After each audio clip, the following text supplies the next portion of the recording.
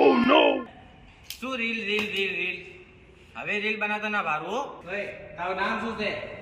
મારું નામ decay. Decay? આ કેવું નામ છે? ડીકે એટલે દેશી કરણ.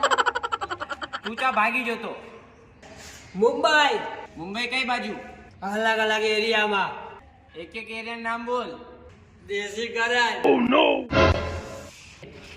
શું કામ કરે? ચોરી કરું છું. મારા સામે ચોરીની વાત કરે છે? અભયારણ્યની કેટલી ચોરી કરી? તે બધી વાત મૂક, તે ફોન કેમ કર્યું?